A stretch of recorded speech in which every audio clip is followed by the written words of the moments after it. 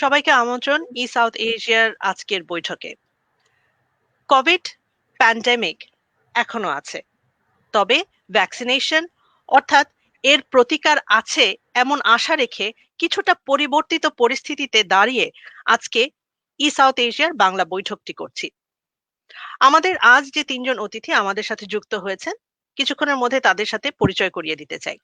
তবে তার আগে যেটা বলতে চাই সেটা হলো যে আমরা জানি যে ইউকে তে ভ্যাকসিনেশন দেওয়া আরম্ভ হয়েছে এবং অর্থাৎ যুক্তরাজ্যে এর যে প্রভাব এবং কিভাবে আসলে জনগণ এটিকে দেখছেন এবং কারা এই ভ্যাকসিন নিচ্ছেন তাদের মধ্যে সেই প্রতিক্রিয়াটি কি, এই সব কিছু নিয়ে আজকে আসলে আমাদের ধারাবাহিক যে আয়োজন সেটির একটি public perception versus the reality, এই হিসাবে আমরা আমাদের আয়োজনটি সাজিয়েছি।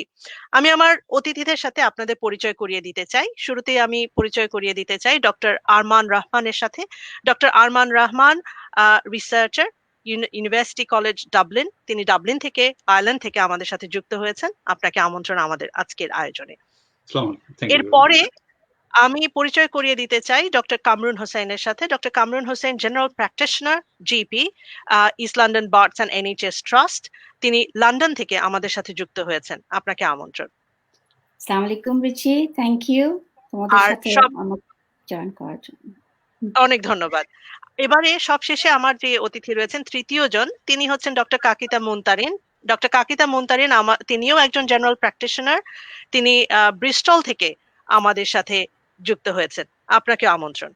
অনেক ধন্যবাদ রিচি। আমরা আমাদের আয়োজনটি একটু আড্ডা ছলেই করতে চাই, যেটি আমরা জানি যে ইউকেতে রোল আউট হওয়ার এক সপ্তাহের মধ্যে 130,000 মানুষ আসলে এই ভ্যাকসিনটি গ্রহণ করেছেন এবং বিভিন্ন বয়সের প্রাধান্য ছিল যে যারা বয়স্ক এবং যারা ফ্রন্টলাইনে কাজ করছেন তাদেরকেই শুরুতে এই ভ্যাকসিনটি অফার করা হবে। এই পরিস্থিতিতে আমরা দেখেছি যে কয়েকটি দলে ভাগ হয়েছে। কেউ কেউ বলছেন যে ভ্যাকসিন তাদের অচিরেই তারা নিচ্ছেন এবং তারা লাইন দিচ্ছেন। আমরা দেখেছি টাউন হলগুলোতে বা যে যে ভ্যাকসিনেশন সেন্টার তৈরি করা হয়েছে সেখানে কিন্তু মানুষ লাইন দিয়ে ভ্যাকসিন নিতে যাচ্ছেন এবং কেউ কেউ আছেন কিছুটা দ্বিধার মধ্যে আছেন, তারা ভাবছেন আসলেও কি আমরা নেব বা নেওয়া কি উচিত। এই বিষয়ে আমি শুরুতেই আমাদের যে দুজন প্র্যাকটিশনার আছেন, অর্থাৎ যারা গ্রাউন্ড লেভেলে কাজ করছেন, যারা ফ্রন্টলাইনার হিসেবে কাজ করছেন, তাদের অভিজ্ঞতা একটু জানতে চাইবো।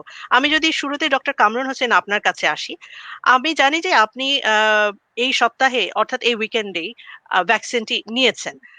আপনি কিভাবে এই ভ্যাকসিনটি নিলেন, কি প্রক্রিয়ায় আপনি ভ্যাকসিনটি নিলেন? আচ্ছা, থ্যাংক ইউ রিচি। যেটা হয়েছে যে আমি যেহেতু জিপি হিসেবে কাজ করছি, সো আমি ফ্রন্টলাইন ওয়ার্কার। সো এটা second week vaccine rolling out শুরু হওয়ার পর তো আমাদের প্র্যাকটিস ম্যানেজার নাম চালো যে who are interested to take the vaccine now. So মঙ্গলবারে আমি রেসপন্ড করলাম, সেদিন আমাদের ফার্স্ট ডে কমিউনিটিতে ভ্যাকসিন এসেছে, ভ্যাকসিন হাব ক্লিনিক্স গুলো ওপেন করেছে সেই টিউসডেতেই। So I responded to him, ওনাকে উত্তর দিলাম যে হ্যাঁ আমি নিতে চাই। দেন হি বুক মি স্ট্রেট অ্যাওয়ে, সেম ডেতেই বিকেলে আমাকে কাজের পর আমার ভ্যাকসিন বুক করা হলো। কিন্তু যেহেতু আমি কাজ করছিলাম থার্সডে পর্যন্ত, আমি ভাবলাম যে লাস্ট ডেতে নেই, তাহলে আমার 3 দিন অফ থাকবো, ভ্যাকসিনের কোনো সাইড এফেক্ট হলে তাহলে I can manage at home. তো সেই জন্য আমি মঙ্গলবারে না নিলেও, যদিও আমাকে অফার করা হলো টুইসডেতে, I didn't take it on Tuesday, আমি নিলাম থার্সডেতে 3 দিন আগে। তো আপনি যখন প্রথমবার নিলেন, এটা তো 2 বার নিতে হয় তাই না? এটা ফার্স্ট ডোজ, হ্যাঁ। সো আমার ফার্স্ট ডোজ নেওয়া হলো যেটা ওয়াজ অন থার্সডে, আমি সকালে নিলাম। এখন এই ভ্যাকসিনটা হলো তোমার প্রথম ডোজের পর আবার 3 weeks later you need to get the second vaccine, ঠিক আছে? এন্ড থার্ড ভ্যাকসিন যেটা হলো 21 ডে, এন্ড তারপরও তোমাকে আরো 7 দিন ওয়েট করতে হবে two get the expected immunity, যে তুমি যে কোভিড এর এগেইনস্টে যে তুমি এফিকাসি যেটা বলছে যে 95%, সেটা পাবে তুমি তার আরো 1 সপ্তাহ পর। সো 28 দিনের মাথায় you can expect that হ্যাঁ আমি এখন 95% এর দলে আছি, আমি এখন কোভিড এর এগেইনস্টে প্রটেক্টেড। বাট স্টিল ওই 28 ডেজ যাওয়ার পরও তোমাকে কিন্তু সব সেফটি মেজার্স মেনে চলতে হবে, কারণ তোমার আশেপাশে তখনও কেস বাড়ছে, অন্য লোকজন ভ্যাকসিন নেয়নি, কিন্তু তোমাকে সেই যে এখনকার যে রুলস, হ্যান্ডস ফেস স্পেস সেটা মেনটেন করে চলতে হবে, যদিও তুমি fully protected. So even as a health care worker আমি নিজেও সেটা মেনে চলবো 28 দিন তাহলে পরে। তাহলে কি এরকম বলা যায় যে ভ্যাকসিন আপনি নিলেন, ভ্যাকসিনের যে 28 দিন প্রিকশন যেগুলো নেওয়া সেগুলিও আপনি নিলেন। কিন্তু তারপরেও যদি আপনার একই রকম মেজার্স নিতে হয়, তাহলে হুম। এই ভ্যাকসিন নেয়া আর না নেয়ার মধ্যে পার্থক্যটা কি আসলে? পার্থক্যটা যে আমরা বুঝতে পারবো যখন মার্চ এপ্রিলের দিকে মাস ভ্যাকসিনেশন হয়ে যাবে, সবাই মোটামুটি ভ্যাকসিন পেয়ে যাবে, তখন এটা বোঝা যাবে যে হ্যাঁ আমরা এখন মোটামুটি সেফ।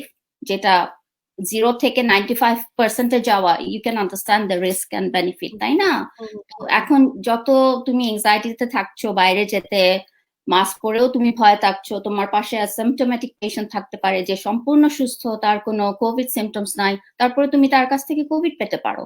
সো আমি ভ্যাকসিন নিয়েছি শুধু আমার জন্য না, আমার এটা সবার জন্যই নিয়েছি, যেন আমি অন্যদেরকে প্রোটেক্ট করতে পারি, ঠিক আছে? থ্যাংক আর ইউ। এপ্রিলের পরই সেটা বোঝা যাবে। অ্যান্ড দেন এই ভ্যাকসিন যে আমি নিলাম, অ্যাটলিস্ট মিনিমাম এটা 6 months effective at the moment. তো আচ্ছা, নেক্সট 6 মান্থস আমি এফেক্টিভ। এখন 4 মাস পরে যদি আমার আশেপাশে সবাই ভ্যাকসিনেটেড হয়ে যায়, then it's a hope, isn't it? আমরা লিটল বিট অফ হোপ নিয়ে সামনে আগাতে পারি।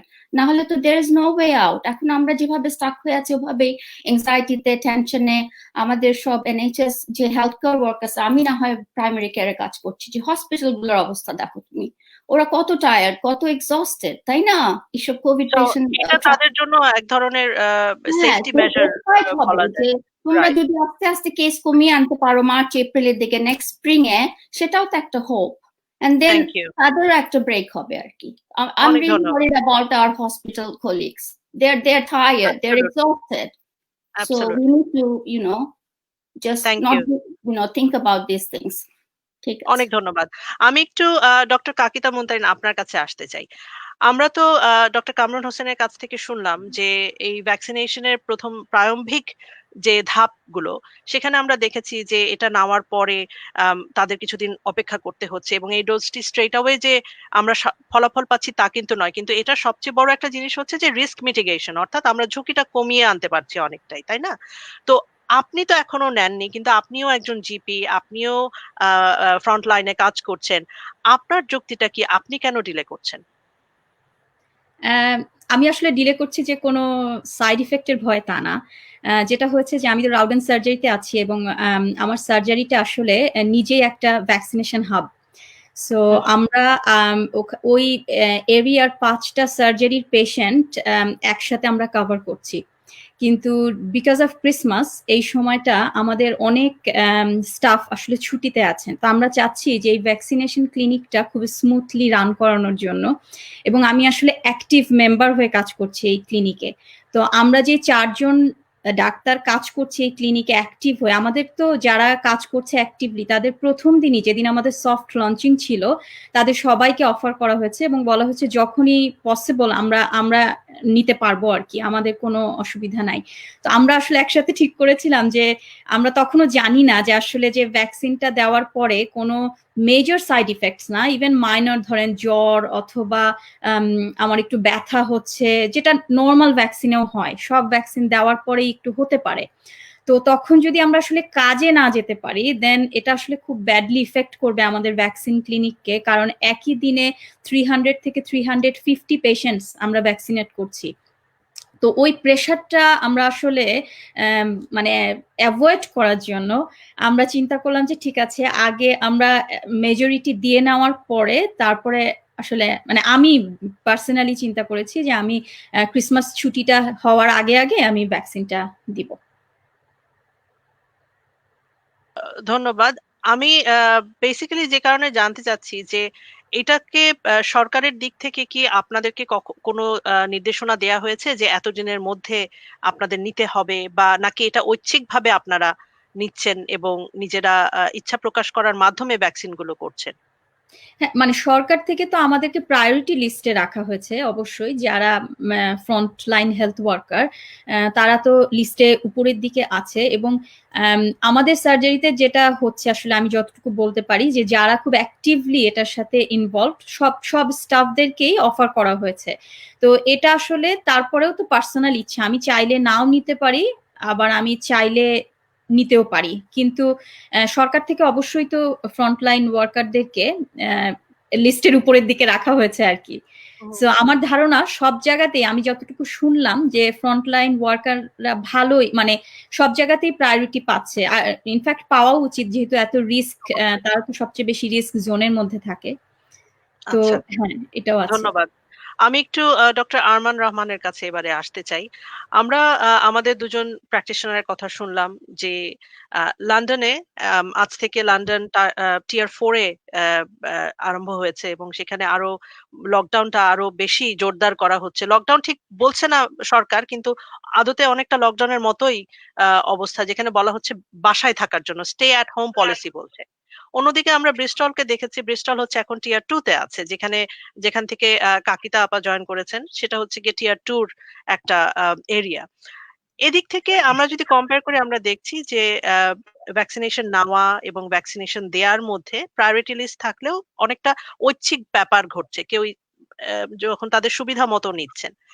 আপনি একজন রিসার্চার, আপনি ডাবলিনে আছেন এবং আয়ারল্যান্ড, ইংল্যান্ড এবং সর্বোপরি অন্যান্য অঞ্চলের ভ্যাকসিনেশনের এই যে ব্যবহার এবং ব্যবস্থা, এটিকে আপনি কিভাবে দেখছেন? ধন্যবাদ। তো আমি যে আয়ারল্যান্ডে আছি এটা হচ্ছে কি রিপাবলিক অফ আয়ারল্যান্ড, এইটা ইউকের আন্ডার না। সো আমাদের সিস্টেম হচ্ছে কমপ্লিটলি ডিফারেন্ট। সো আমরা আসলে গত 6 উইকস লেভেল 5, যেটা কি আপনাদের টিয়ার 4, ওরকম একটা স্ট্রং লকডাউনের মধ্যে ছিলাম। তো আমাদের কেস নাম্বার এই লকডাউনের জন্য 1000+ থেকে ওইটা এখন 200+ আছে। গতকালকে হয়তো কিছু বেশি এসেছে।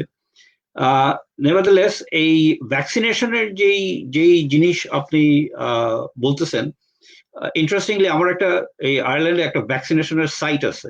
ভ্যাকসিনেশন মানে ভ্যাকসিনের উপরে, বেবি ভ্যাক্স বলে। আমি এই দেশের সাধারণ মানুষকে ভ্যাকসিন সম্পর্কে উদ্বুদ্ধ করার জন্য ওই সাইটটা তৈরি করছিলাম। তো এইখানে ইন্টারেস্টিং পয়েন্ট হচ্ছে গিয়ে যে সারা পৃথিবীতে আপনার এই এন্টি ভ্যাক্সারদের একটা গ্রুপ আছে। ওই গ্রুপটা আপনার খুব স্ট্রং, ওদের একটা লবি আছে, ওরা এরকম প্রোপাগান্ডা চালায়।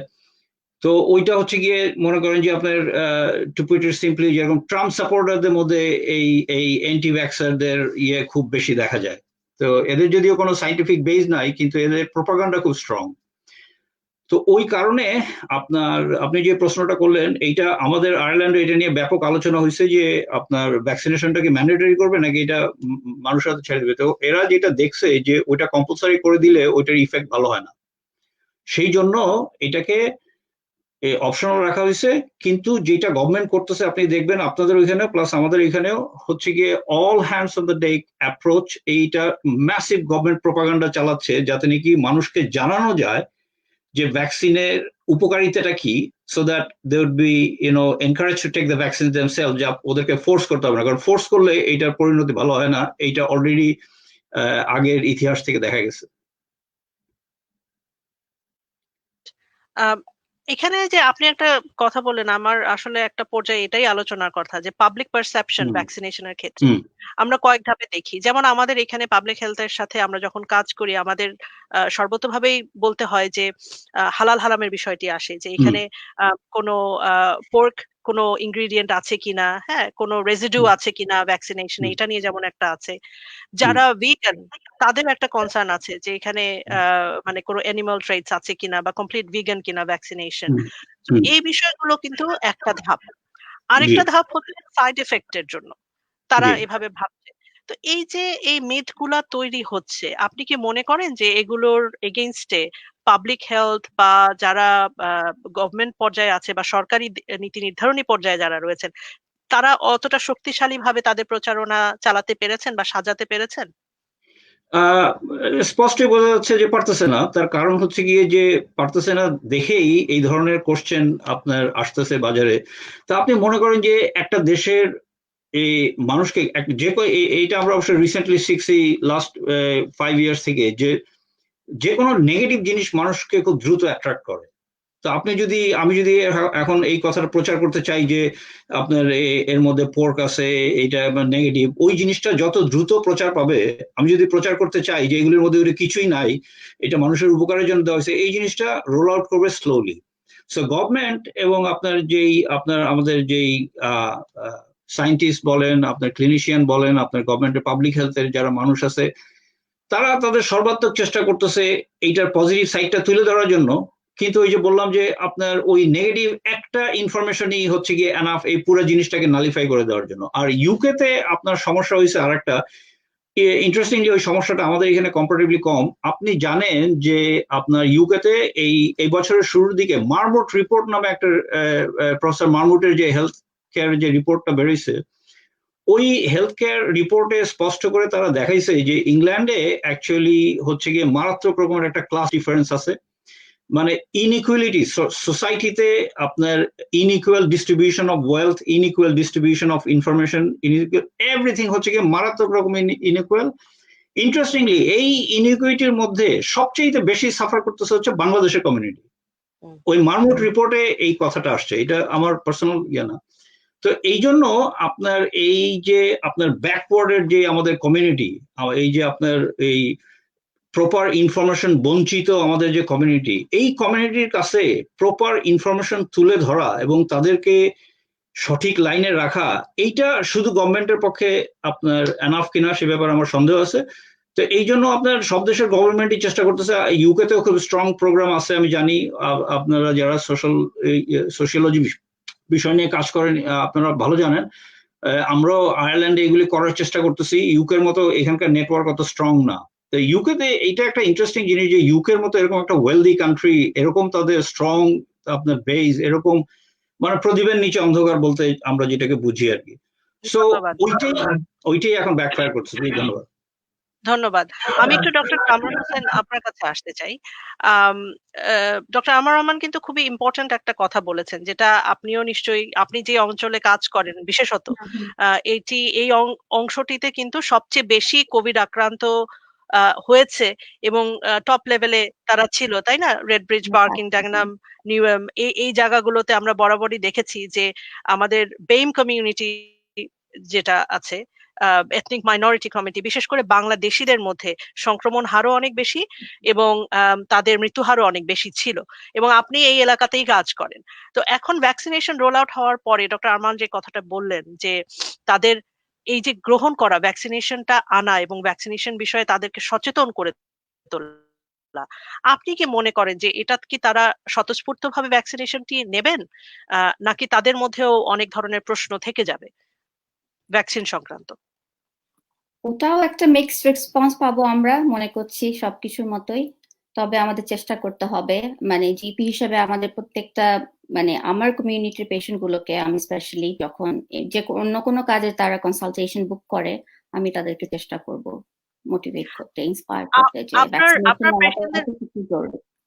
আপনার পেশেন্টদের কাছ থেকে আপনি কি কখনো এই ধরনের প্রশ্নের সম্মুখীন হয়েছেন যে এখন পর্যন্ত আমি নেগেটিভিটি কিছু পাইনি, কিন্তু এখন প্রায়োরিটি ভ্যাকসিনও তো আসছে, রোল আউট হচ্ছে ব্যাচ বাই ব্যাচ, তাই না? এখন প্রায়োরিটি যাতে কমিউনিটিতে এল্ডারলি পপুলেশন যারা 80-র উপরে, সো ওই গ্রুপটা আমরা এট দ্য মোমেন্ট কনসেন্ট্রেট করছি। যে কোনো বিষয় তারা মেডিকেশন রিভিউ বা একটা অন্য ছোটখাটো ব্যথা বা মাথা ঘুরাচ্ছে, এই সমস্ত জিনিস নিয়ে তারা যখন আমাদের সাথে টেলিফোন কনসালটেশন বুক করে, ওষুধের জন্য বুক করে, রিপিট মেডিকেশন লাগবে, তখন আমরা তাদেরকে এই সমস্ত আমরা ডিরেক্টলি বুক করছি সমস্ত পেশেন্টদেরকে।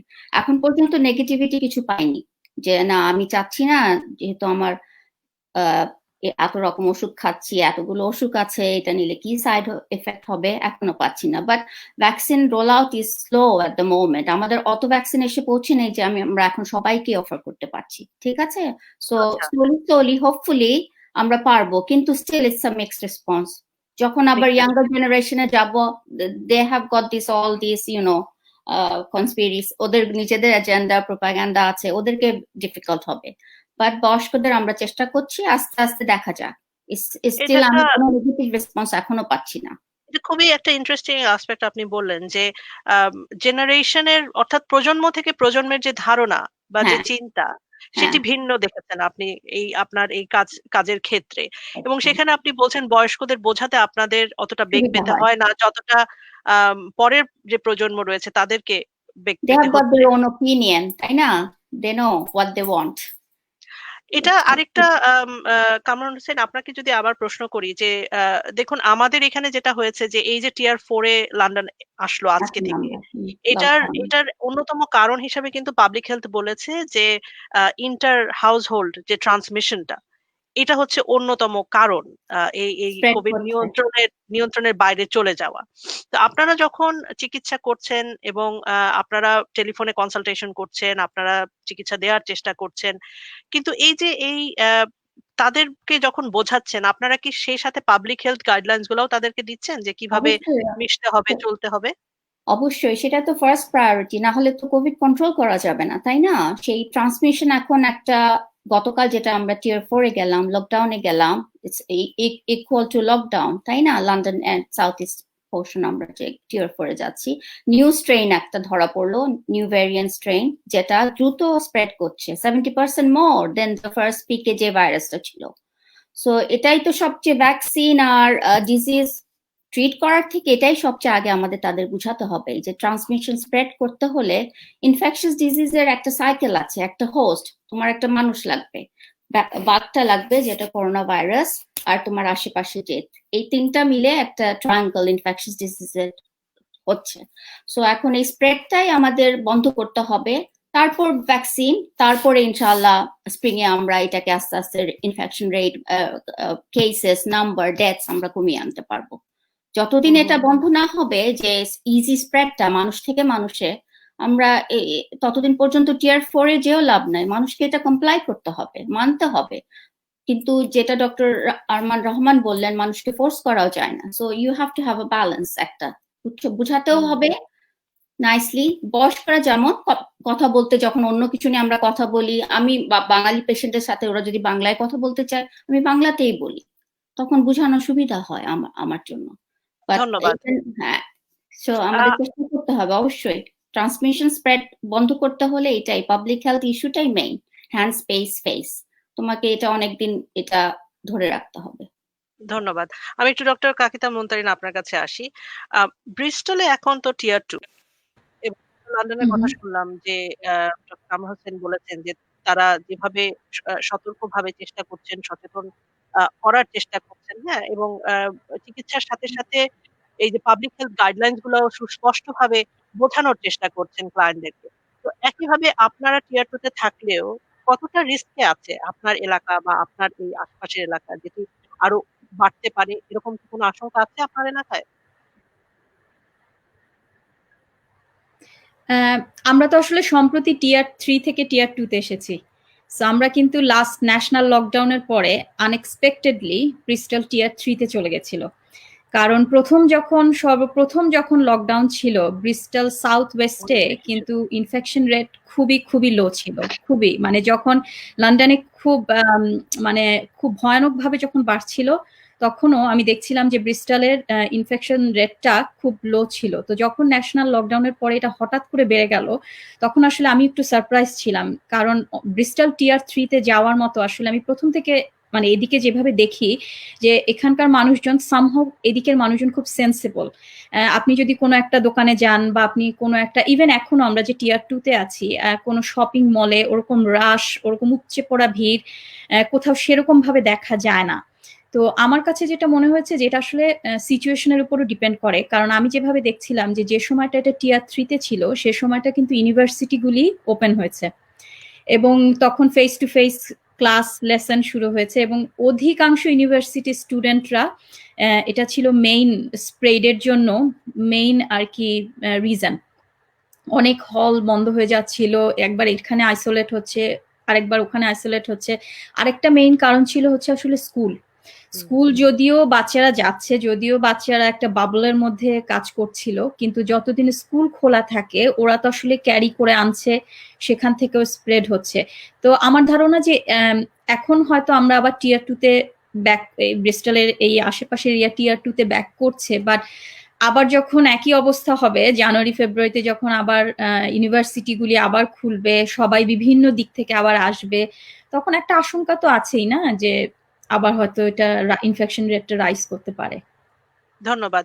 আমি একটি প্রশ্ন আপনাদের সবাইকেই করতে চাই এই পর্যায়ে এসে। সেটি হচ্ছে যে আম সরকার থেকে বারবার বলা হচ্ছে এবং বিভিন্ন সময় বলা হচ্ছে আমরা দেখেছি। বিশেষ করে আমাদের যুক্তরাজ্যের সরকারের পক্ষ থেকে যেটা বলা হচ্ছে যে অনেক সময় তারা বলছেন কোনো সময় অনেকটা নতুন প্রজন্মকে দায়ী করছেন ক্যারিয়ার হিসেবে, লাইফ ক্যারিয়ার হিসেবে। বলা হচ্ছে যে ডোন্ট কিল ইউর গ্র্যানি এরকম যেরকম বলা হয়েছিল। তারপর আবার বলা হয়েছে যে ইউনিভার্সিটি গুলোকে বলা হচ্ছে যাওয়ার জন্য, কিন্তু হঠাৎ করে তাদেরকে বলা হচ্ছে যে তারা যেন ডর্মে থাকে, তাদেরকে যাওয়া বন্ধ করে দেওয়া হলো। হ্যাঁ, এরকম বহু জায়গায় আমরা দেখেছি, ইভেন স্কটল্যান্ডেও এই ধরনের কেস আমরা দেখেছি যে অনেক সময় গিয়ে যে ইউনিভার্সিটিতে গেছে কিন্তু তাদেরকে পরে ডর্মটাকে আইসোলেট করে দেওয়া হচ্ছে। এবং এর পর্যায়ের দিক থেকে কিন্তু একটা অসুবিধা যেটা দেখেছি সেটা হচ্ছে যে নতুন যারা শিক্ষার্থী তারা কিন্তু তাদের ভবিষ্যৎ একটা অনিশ্চয়তায় পড়েছে যে তারা কিভাবে আসলে এই পাবলিক হেলথ বিষয়টিকে মেনে নিয়ে, হ্যাঁ, প্যান্ডেমিককে সংক্রমণ রোধে কাজ করার সাথে সাথে কিভাবে তাদের পড়াশোনাও চালিয়ে যাবেন। আপনাদের কাছে কি মনে হয় যে এই এই প্যান্ডেমিকের সময়টিতে সরকারি দিক নির্দেশনা আসলে এসব ক্ষেত্রে স্বাস্থ্যগত দিক যদি আমরা চিন্তা করি কতটা পরিষ্কার হওয়া উচিত ছিল বা উচিত হয়েছে বা করতে পেরেছে বা পারেনি, এটা যদি একটু তুলনামূলক একটা আলোচনায় আমরা যাই। আমি যদি ডক্টর আরমান রহমান আপনার থেকে শুরু করি, তারপরে আমি যার যার এলাকায় আর কি জিজ্ঞেস করবো, আমার মনে হয় ওটা একটু ভালো হবে। Please, thank you. Thank you.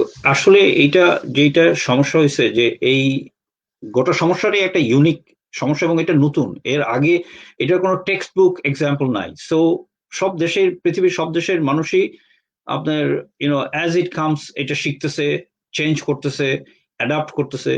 তো আপনার উন্নত দেশগুলিতে যেটা হয়েছে যে এখানে যেহেতু কমপ্লায়েন্সের রেট কম্পারেটিভলি বেশি, তো সেহেতু ওরা আপনার যেরকম প্রোগ্রাম দিচ্ছে, যেরকম আমি একটা ফার্স্ট এক্সাম্পল দিই, আমার ছেলে এই বছর ইউনিভার্সিটিতে ভর্তি হয়েছে। তো ও তো ফার্স্ট সেমিস্টার করলো হচ্ছে গিয়ে আপনার ইউনিভার্সিটিতে যে ক্লাস করলো, আর এই সেমিস্টার গোটাটাই সে বাসায় থেকে করতেছে। তো আপনি চিন্তা করতে পারেন যে একটা 20 বছর 21 বছরের ছেলে, যে ওর লাইফের এনজয়মেন্টের একটা জিনিস ছিল হইলো গিয়ে ইউনিভার্সিটি ক্যাম্পাসে যে তার এই লাইফ এনজয় করা। So but he is not being able to do that. তো এখন হচ্ছে গিয়ে ওই আপনার ওই যে বাংলায় যেটা বলে মানে লাভ লোকসানের হিসাব করা, কারণ সে যদি এখানে সবকিছুর মধ্যে এমন একটা ব্যালেন্স অবস্থা তৈরি হয়েছে যে আপনি লকডাউন দিবেন তাইলে আপনার ইকোনমি ধ্বংস হয়ে যাবে, আপনি লকডাউন না দিবেন তাইলে আপনার মানুষ মারা যাবে। সো এই ফাইন টিউন আপনার সারা পৃথিবীতে দুই একটা দেশ ছাড়া, যেরকম আপনার নিউজিল্যান্ড বা যেরকম আপনার আরো দুই একটা দেশ আছে, তারা ছাড়া এই ফাইন টিউন এটা আপনার গিটার বাজানোর মতো, গিটারের স্ট্রিং কন্টিনিউয়াসলি ফাইন টিউন না করলে ওইটা থেকে ভালো সুর বাইরে না। সো এই পৃথিবীর সব দেশই চেষ্টা করতেছে এই পলিসির একটা ফাইন টিউন করার জন্য। কিন্তু আপনার এখন পর্যন্ত দেখা গেছে যে আমি বলবো যে আয়ারল্যান্ড একটা ছোট দেশ হওয়ার সত্ত্বেও এরা যথেষ্ট ভালো ফল দেখাচ্ছে এবং সামনের দিকে আগায় যাচ্ছে, আর এখানে মানুষও আপনার কমপ্লাই করতেছে। কিন্তু এই জিনিস যদি কন্টিনিউ করে তাইলে মানুষের মধ্যে যেই একটা আপনার অলরেডি তারা অনেক এক্সাম্পল পাচ্ছে যে একটা সার্টেন সময়ের পরে মানুষ আর এটা মানিয়ে নিতে পারতেছে না। সো আশা করা যায় যে আপনার ভ্যাকসিন ততদিনে আপনার মানুষের মধ্যে পৌঁছে গেলে হয়তো এইটার মানে সুফল মানুষ পাবে। কিন্তু অ্যাট দ্য মোমেন্ট এইটা একটা চ্যালেঞ্জিং ঘটনা। এবং আপনার প্রশ্নের আনসার হচ্ছে গিয়ে যে এইটার কোনো যেহেতু টেক্সট বুক এক্সাম্পল নাই, সেহেতু প্রত্যেকটা দেশই তার নিজের দেশের জনগণ, দেশের পলিটিক্স, দেশের সিস্টেম এইটার সাথে ম্যাচ করে একটা পলিসি অ্যাডাপ্ট করার চেষ্টা করছে। ধন্যবাদ। ডক্টর কামরুল হোসেন, আপনার কাছে যদি যাই যে এই যে টিয়ার 4 এ আসার পরে আপনারা যে ধরনের দিক নির্দেশনা পাচ্ছেন বা যে ধরনের কমপ্লায়েন্স আপনাদেরকে মেনে চলতে হচ্ছে, সেদিক থেকে আপনারা কিরকম, আপনার অভিজ্ঞতা কেমন হয়েছে বা আপনি কি মনে করছেন? ধন্যবাদ রিচি। আমি সেম ডক্টর রহমানের সাথে এগ্রি করছি। এই যে করোনা ভাইরাসটা সম্পূর্ণ একটা নতুন ভাইরাস, নোভেল ভাইরাস, এটা নিয়ে প্রথম থেকেই আমরা কিছুই জানতাম না, টেক্সটবুক আমাদের কোনো অভিজ্ঞতা নাই, এক্সপিরিয়েন্স নাই। সেভাবে কেস বাড়া শুরু করলো, ডেথ বাড়া শুরু করলো, সমস্ত কিছুতে planning change, every day, the virus is changing, planning, decision, everything is changing. So ওভাবেই আমরা আর কি এগিয়ে যাচ্ছি। কোনো রাইট রং আমি ওই হিসাবে বলতে চাচ্ছি না যে প্ল্যানিং ঠিক মতো হয়নি বা এটা না করলে ওটা হতো, these are all bureaucracy. So we are trying our best. That's all I can say.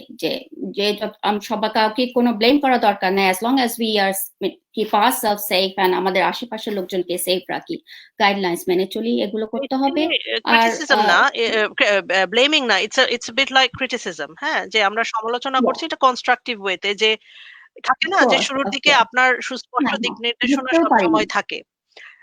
ওই কেসেস পেয়ে তারপরে হসপিটাল গুলো তো গাইডলাইন্স অনেক প্রতিদিনই চেঞ্জ হচ্ছিল, তাই না? পেশেন্টকে কি করে আমরা রিসিভ করবো, সিমটমস এক সপ্তাহ পরে আবার নতুন সিমটমস দেখা দিচ্ছে, যেটা গত সপ্তাহে পেশেন্ট গুলোতে ছিল না। So it's like changing all the time. So আমাদের ওইগুলো থেকে, আমাদের এক্সপিরিয়েন্স থেকে শিখে আমরা এখন ট্রিটমেন্ট গাইডলাইন্স অনেক অনেক ডিফারেন্ট হয়েছে, অনেক আপডেট হয়েছে। ভাইরাস যেমন আমরা লাস্ট স্যাটারডেও টিয়ার 2 তে ছিলাম, এখন আমরা আজকে সানডেতে টিয়ার 4 এ। সো বিকজ কি নিউ স্ট্রেন, একটা নিউ ভ্যারিয়েন্ট দেখা গেল সেপ্টেম্বরে, যেটা ফ্রাইডেতে ওদের মিটিং এর সায়েন্টিস্টরা দেখলো যে কেন্ট আর লন্ডনে একটা নিউ স্ট্রেন আসছে, যেটা ট্রান্সমিট করছে, দ্রুত ছড়াচ্ছে, স্প্রেড করছে 70% মোর। ইটস সো স্ক্যারি, তাই না? এপ্রিল মার্চেও আমরা ফার্স্ট লকডাউনে আমরা এভাবে স্প্রেড করছিল না, যদিও ডিজিজের সিভিয়ারিটি অত সিভিয়ার না মার্চ এপ্রিলের মতো, কারণ treatment guideline everything was different that time, মানুষ অনেক মারা যাচ্ছিল, কিন্তু এখন কেসেস অনেক বেশি স্প্রেড হচ্ছে, সেটাই বন্ধ করার জন্য আমাদের চেষ্টা করতে হবে। সো এখন প্ল্যানিং যেটা টিয়ার 4 এ, সেটা মেনে আমাদের নেক্সট উইক চলতে হবে, তারপর আবার কি রিভিউ হয়, কি চেঞ্জ হয়, ওভাবে আমরা আবার দেখে যাব। সো এটাতে আমরা মানে কোনো কেউ কাউকে ব্লেম করবো না, of course it's criticism constructive way. Student life এটা একটা, এডুকেশন একটা জিনিস, আমাদের ইকোনমি একটা জিনিস, মানুষের লাইফ ডেথ লিভিং এটা একটা জিনিস, সমস্ত কিছুতে এটা এফেক্ট করছে। সো আমরা এখন we are trying our best, that's all we can say. Thank you. আমি ডক্টর কাকিতা মুনতারিন আপনার কাছে আসি। একজন দর্শক তিনি দুইবার বলেছেন, এক জায়গায় বলেছেন যে স্কুলগুলো খোলা রাখাতে তার কাছে মনে হয়েছে যে সংক্রমণ অনেক বেশি, যেটা আপনিও বলেছেন যে লাইফ ক্যারিয়ার এতে করে সংক্রমণটা বেড়েছে। আপনি নিজেও একজন কোভিড সার্ভাইভার, আপনার পুরো ফ্যামিলি কোভিড আক্রান্ত হয়েছিলেন, এবং আপনার বাচ্চারা একজন সিমটোম্যাটিক ছিল, আরেকজন নন সিমটোম্যাটিক ছিল। সো আপনার একই ক্ষেত্রে একই যাত্রায় আপনারা দুই ধরনের সিমটম দেখেছেন, এবং সে একই দর্শক তিনি আবারও বলেছেন যে এই যে আমাদের ইয়াংস্টার, তাদেরকে বারবার দোষ দেওয়া হচ্ছে যে তারা আসলে তাদের কারণে বাড়ছে বা তারা ইয়ে করছে, এটা ঠিক না, কারণ তার বাচ্চারা কিন্তু সে নিয়মটা মেনেই চলছে। এদিক থেকে যদি আমি আপনাকে প্রশ্ন করি যে আপনারা আসলে এই কোভিড চলাকালীন যখন আপনারা আক্রান্ত হলেন বা কিভাবে আপনারা বুঝলেন, আপনাদের তখন কি সেই জার্নিটা সেম ছিল যেভাবে আপনারা আগে মেনে চলেছেন, এখনো কি সেভাবে মেনে চলতে হচ্ছে, না নতুন কিছু করতে হচ্ছে? একটু যদি আমাদের দর্শকদের বলেন। হ্যাঁ, আসলে আমি প্রথমে যেটা বলবো যে এটা আমি আসলে ডক্টর কামরুন হোসেন সাথে একমত যে এটা আসলে কাউকে ব্লেম দেওয়া না। কারণ হচ্ছে যে আমরা চিন্তা করছি যে যখন অবশ্যই যখন ইউনিভার্সিটি স্কুল খোলা তখন বাড়ছে কেসেস, কিন্তু অন দ্য আদার হ্যান্ড যদি চিন্তা করি যে স্কুলগুলি যদি বন্ধ রাখা হতো সারা বছর, তাহলে বাচ্চাগুলির মেন্টাল অবস্থা কি হতো? তখন তো এটা আরেকটা প্রেশার হতো, নতুন একটা জিনিস অ্যাড হতো। আসলে শুধু তো আমাদের সব দিক থেকেই চিন্তা করতে হবে। আমি যেমন যে প্রশ্নের উত্তরটা আমি বলতে চাই যে হ্যাঁ, কোভিডে আমি আক্রান্ত হওয়ার আগে আসলে আমি নিজে আমাকে প্রতি সপ্তাহে নার্সিং হোম আর কেয়ার হোম ভিজিটে যেতে হয়, এবং আমরা যদিও আমাদের সার্জারিতে খুব স্ট্রিক্টলি মেনটেন করি social distancing even between colleagues. হ্যাঁ, আমরা এখন কোনো কমন রুম ইউজ করা হয় না, তারপরে কিচেন আমরা খুবই সেফলি ইউজ করার চেষ্টা করি। তো আমাদের যেটা হতো যে আমি যেহেতু খুব ঘন ঘন কেয়ার হোম এবং নার্সিং হোমে যেতাম, তো আমার তখন থেকে আসলে মনে হচ্ছিল যে সামহাউ যতই আমি চেষ্টা করছি মেনটেন করা, সব কেয়ার হোম এবং নার্সিং হোমে কিন্তু ভিজিটার্স অ্যালাউড এবং সব জায়গায় কিন্তু একইভাবে মেনটেন হয় না।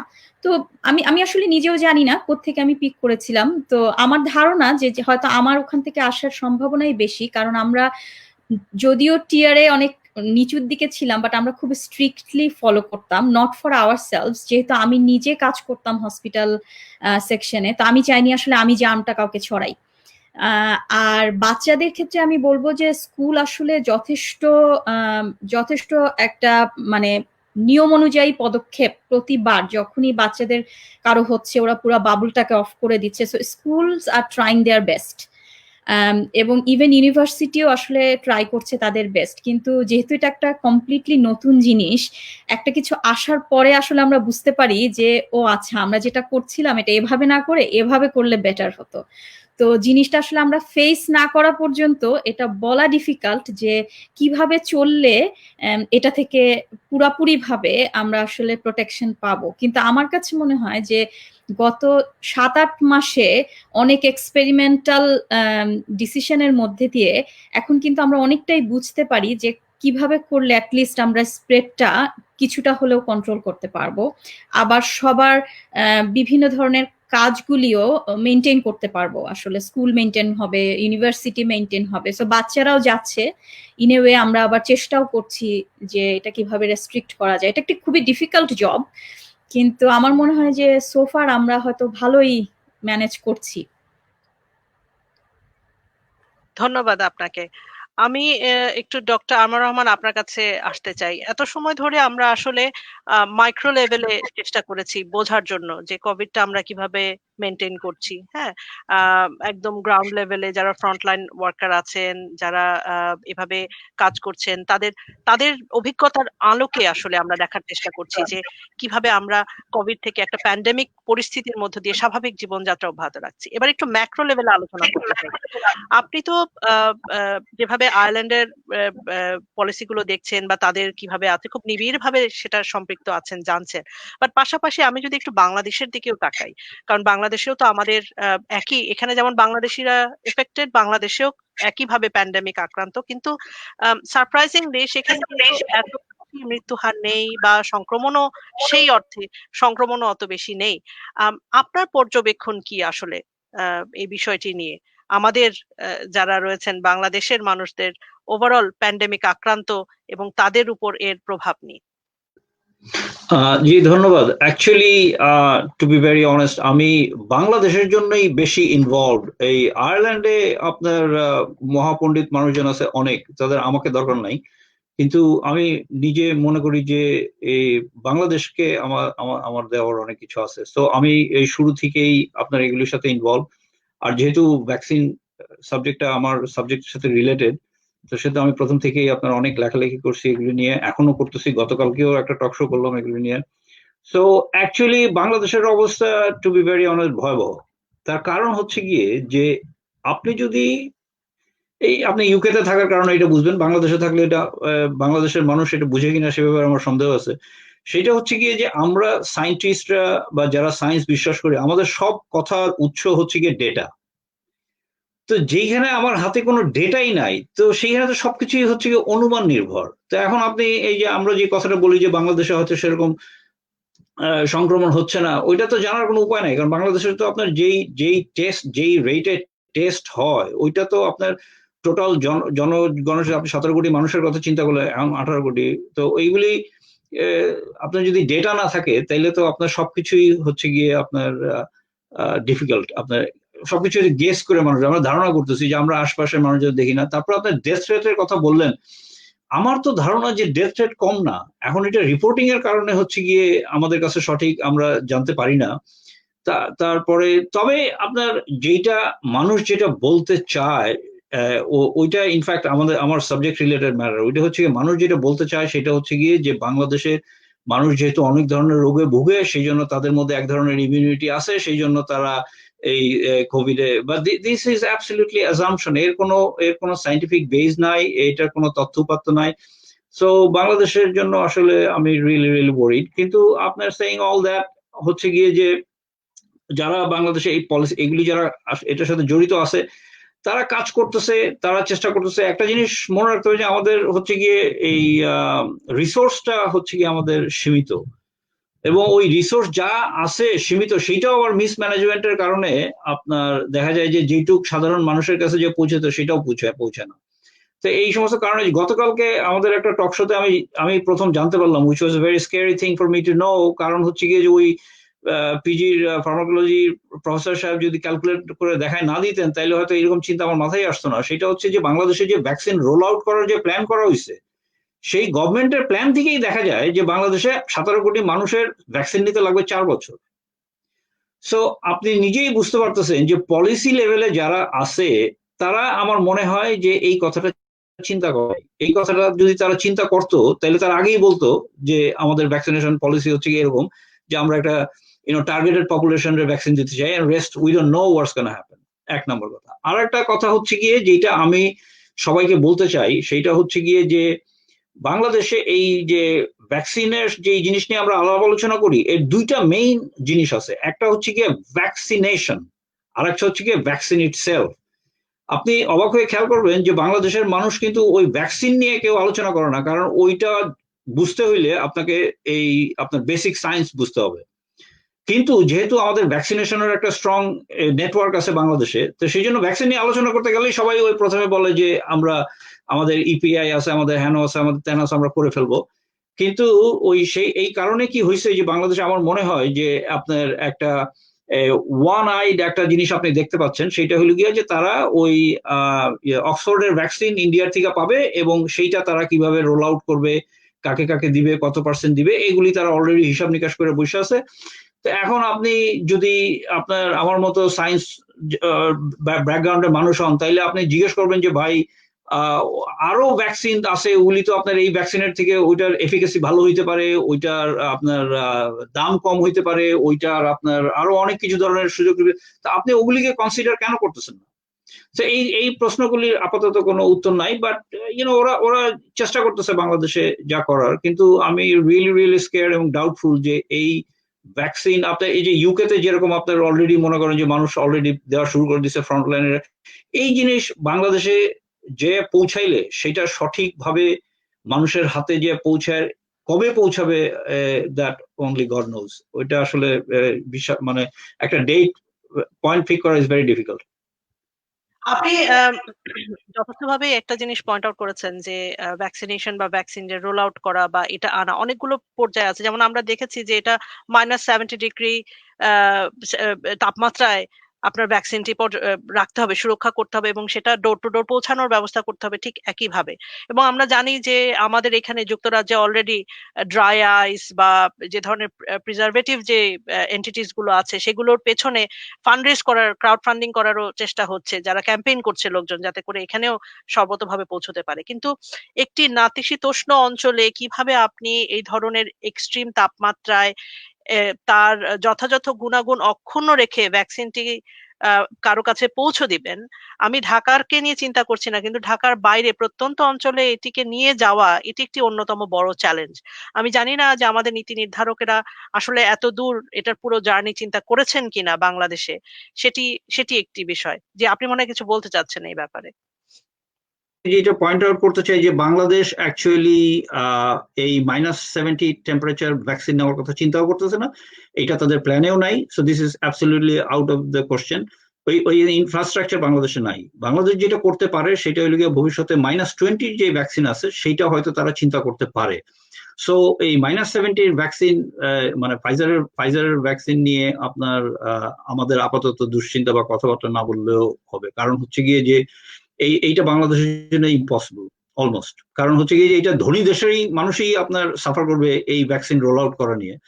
সেইখানে বাংলাদেশের মতো একটা দেশে -70 টেম্পারেচার মেনটেন করে আপনার গ্রামে গঞ্জে পৌঁছে দেওয়া, this is almost impossible. So এই জন্য আমার মনে হয় যে আমি জানি না, আমি আপনার ধারণা করে বলতেছি যে গভর্নমেন্ট হচ্ছে গিয়ে তাদের ফোকাস রাখছে ওই অক্সফোর্ডের ভ্যাকসিনের দিকে, যাতে নাকি আপনার অলরেডি যেই ইনফ্রাস্ট্রাকচার আছে তারা এই ইনফ্রাস্ট্রাকচার ব্যবহার করে মানুষকে ভ্যাকসিনটা পৌঁছে দিতে পারে। ধন্যবাদ।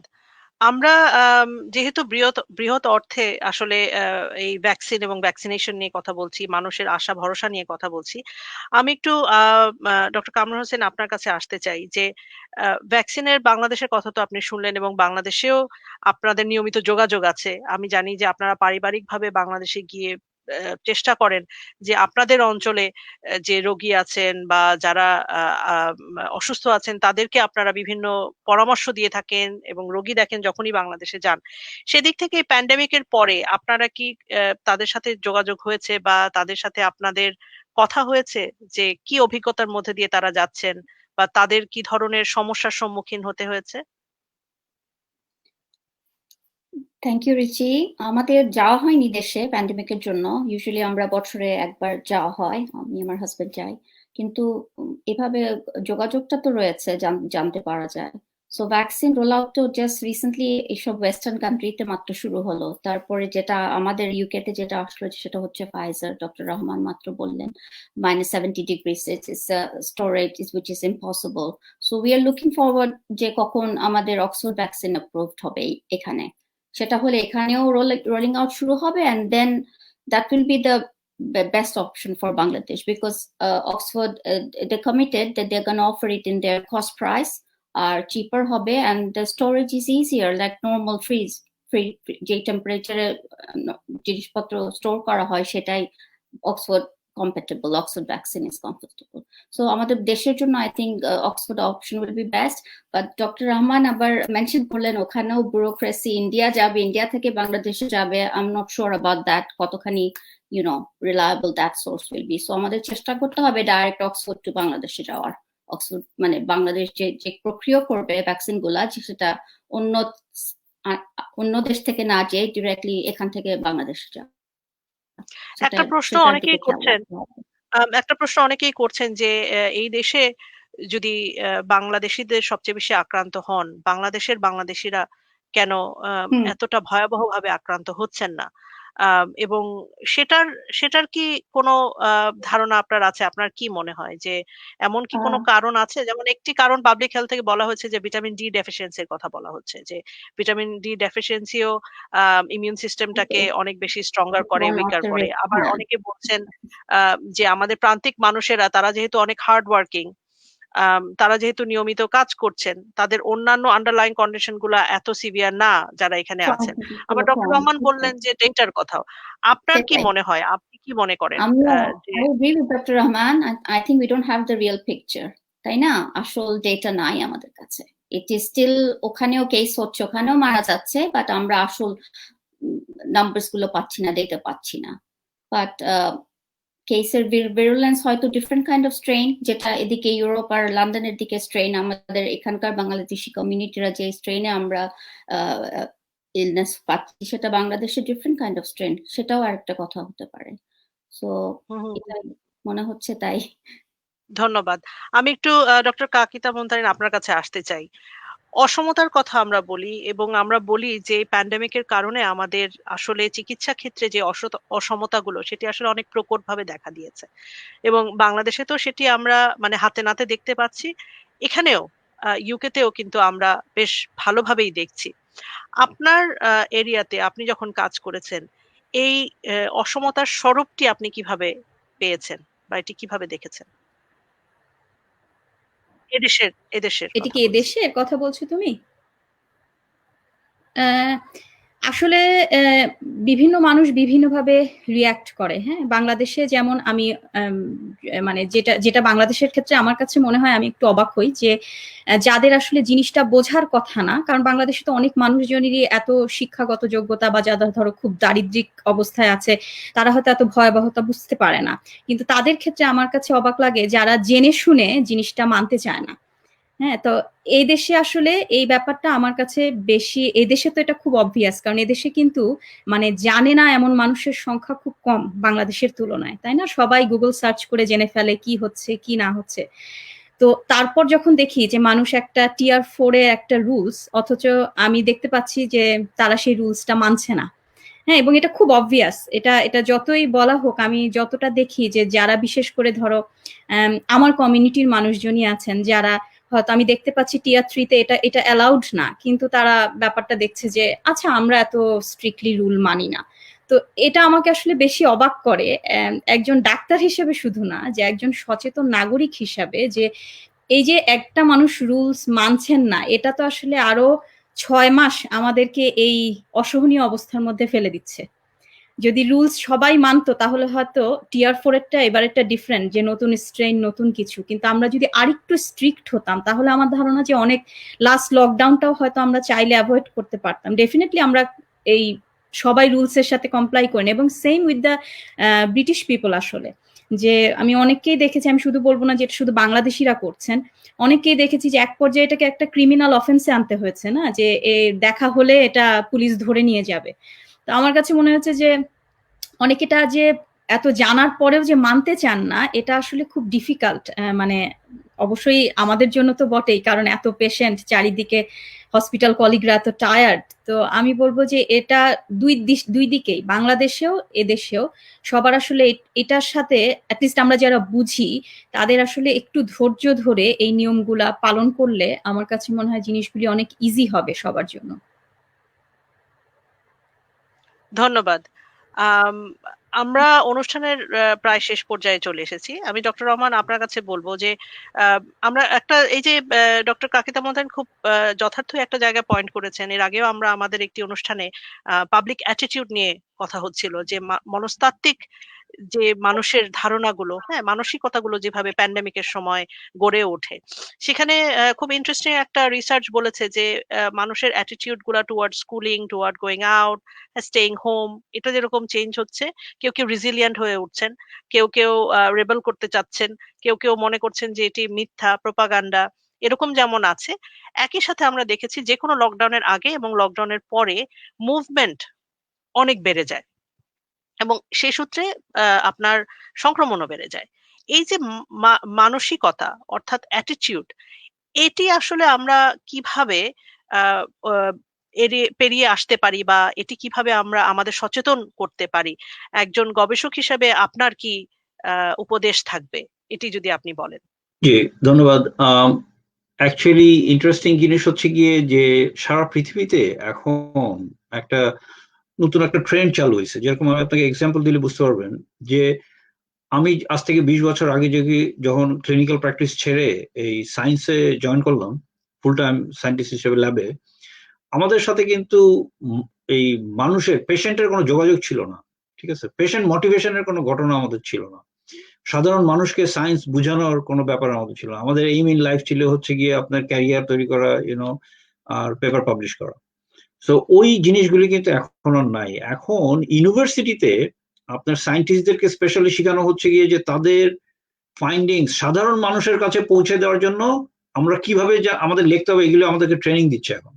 সো আমরা নাকি যখন কোনো পেপার লিখি, ওইটার একটা লেম্যান একটা অ্যাবস্ট্রাক্ট আমাদের তৈরি করতে হয়। আমরা যখন কোনো মিটিং এ যাই, ওই মিটিং এ আপনার পেশেন্টদের পার্টিসিপেশন থাকে, তারা আমাদেরকে প্রশ্ন করে এবং ওই প্রশ্নের উত্তর কিন্তু আপনি একজন সায়েন্টিস্ট যেভাবে দেন সেভাবে আপনি দিতে পারবেন না, ঠিক আছে? ওইটা আপনাকে তাকে বুঝায় বলতে হবে। তো এই ক্ষেত্রে আমি ওই যে coming back to your point, যে এটা কেন বললাম, সেটা হচ্ছে গিয়ে যে at the end of the day এর সবকিছুই হইতেছে গিয়া আপনার ওই কমিউনিটির কাছে ইনফরমেশন গুলি প্রপারলি প্রেজেন্ট করা। তো আপনার ন্যাচারালি আমাদের মতো এই ব্যাকওয়ার্ড আমি বলবো না, মানে হচ্ছে গিয়ে যে আপনি যদি ইউকেতে আপনি যদি চিন্তা করে দেখেন যে বাংলাদেশি কমিউনিটি যেটা আছে, তো ন্যাচারালি ইউকের বাংলাদেশি কমিউনিটি, আপনি ইকোনমিক্স বলেন, আপনি সোশিওলজি বলেন, আপনি যে কোনো প্যারামিটারে এই কমিউনিটিটা আপনার সবচাইতে বঞ্চিত এবং সর্বহারা। এই বঞ্চিত এবং সর্বহারা মানুষের কাছে রিচ করার জন্য যেই সোশিওলজির টেকনিক দরকার, যেই আপনার ইনফরমেশনের টেকনিক দরকার, যেই আপনার ইন্টারভেনশন দরকার, এই ইন্টারভেনশন কি ব্রিটিশ সরকার নিচ্ছে নাকি নিচ্ছে না? এইগুলি হচ্ছে কি প্যান্ডেমিক্স এক্সপোজ করে দিছে, যেটা এতদিন মানুষ এটা চিন্তা করতো না, কিন্তু এখন মানুষকে এগুলি চিন্তা করতে হবে। তো সেই জন্য আমি ব্যক্তিগতভাবে মনে করি যে মানুষের বিহেভিয়ার অ্যাকচুয়ালি ডিপেন্ড করে হচ্ছে গিয়ে তার জানার উপরে। সো যেই মানুষগুলির কাছে প্রপার ইনফরমেশন নাই, তো তারা তো এটা বলবেই যে ভাই এটা কোনো অসুখী না, আমি এটা মানতে চাই না, দিস এন্ড দ্যাট। তো এইটা হচ্ছে গিয়ে at the end of the day এই রেসপন্সিবিলিটি হচ্ছে গিয়ে সোশ্যাল লিডারদের উপরে, এইটা হচ্ছে পলিটিশিয়ানদের উপরে, এটা হচ্ছে পলিসি মেকারদের উপরে, যে তারা এই টার্গেটেড ইন্টারভেনশন যদি না করতে পারে, তারা যদি মনে করে যে আমি একটা ঘোষণা দিয়ে দিলাম, ব্রিটিশ ইটালিয়ান আর ইউকের মতো এরকম একটা মাল্টিকালচারাল দেশে এইটার যে আপনার ইকুয়াল রিসেপশন হবে না, এইটা বোঝার জন্য তো আপনার সায়েন্টিস্ট হওয়ার দরকার নাই। তো এই জন্য আমার মনে হয় যে এই টার্গেটেড ইন্টারভেনশনের উপরে ব্রিটিশ গভর্নমেন্টের স্পেশাল ফোকাস থাকা উচিত। কারণ হচ্ছে কি, এরা তো ব্রিটিশ, এরা আমরা বলতেছি বাংলাদেশি কমিউনিটি, কিন্তু অ্যাকচুয়ালি তো এরা বাংলাদেশি না, বা তারা তো ঢাকায় নাই, বাংলাদেশে নাই, তারা আছে ইউকেতে। তাদের এই মিসকন্ডাক্টের জন্য দেখা যাবে যে কেস নাম্বার বাড়বে, মানুষ সাফার করবে, হসপিটালাইজেশন বাড়বে, আলটিমেটলি তো ওই ব্রিটিশ সরকারের টাকাই হচ্ছে গিয়ে খরচ হবে। তো এই জন্য আপনার আমার মনে হয় যে পৃথিবীতে সব দেশেই এটা শুধু ব্রিটিশ সরকারের না, আপনার পৃথিবীতে সব দেশেই গভর্নমেন্ট স্পেশাল পলিসি নিচ্ছে এই এথনিক মাইনরিটি গ্রুপ যেগুলি আছে তাদের কাছে ইনফরমেশন রিচ করার জন্য আপনার কি কি করা দরকার, তাদের কি করলে সেই মানুষদের বিহেভিয়ার চেঞ্জ হবে, এগুলি আলাপ আলোচনা হচ্ছে। সো আমার মনে হয় যে এটা একটা আপনার লার্নিং প্রসেস। তো আমার মনে হয় যে এটা শিগগিরই আপনার হয়তো দেখা যাবে যে আপনার আরো নতুন ধরনের প্রোগ্রাম আসতেছে, এবং সেই অনুযায়ী বাংলাদেশি কমিউনিটি যে আছে আপনার ইউকেতে তাদেরও যদি কোনো ল্যাক অফ ইনফরমেশন থাকে তাহলে সেটা পূর্ণ হবে। থ্যাংকস। ধন্যবাদ, ধন্যবাদ। ডক্টর কামরুন হোসেন, আপনার কাছে আসতে চাই আপনার শেষ কমেন্টস এর জন্য, ওপিনিয়নের জন্য, যে এখন যেহেতু ভ্যাকসিনেশন রোল আউট হচ্ছে, যারা যারা আপনারা ফ্রন্ট লাইনে আছেন বা কি ওয়ার্কার যারা আছেন তাদেরকে টার্গেট করে, এবং যারা বয়স্ক রয়েছেন সেই বয়স্কদের টার্গেট করে এটার প্রথম রোল আউটটা হবে।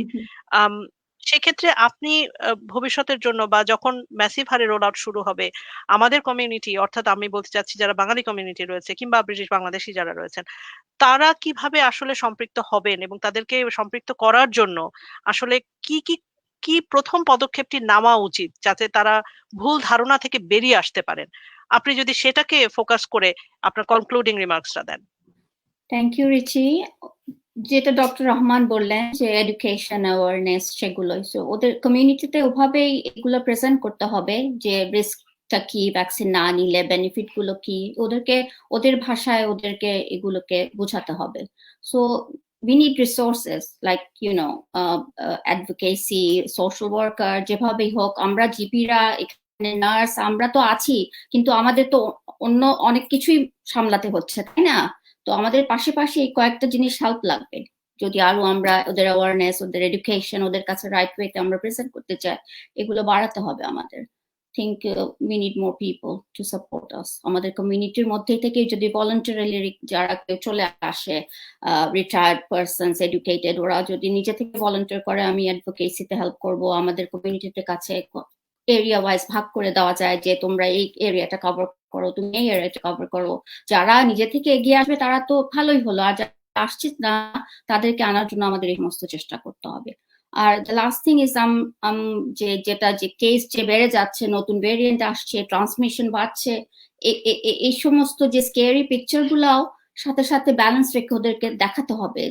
আমি যেটা বললাম প্রথমেই, আমি hospital admission, hospital ITU staff, doctors, nurses, they are tired. তো আমাদের এখন চিন্তা করতে হবে যে কি হবে যদি হসপিটাল কোলাপস করে, ডক্টররা আইসোলেশন যেতে হচ্ছে কারণ কেস পাচ্ছে, ওরা নিজেরা ইনফেক্টেড হচ্ছে, নিজেদের বাসায় থাকতে হচ্ছে 10 দিনের জন্য।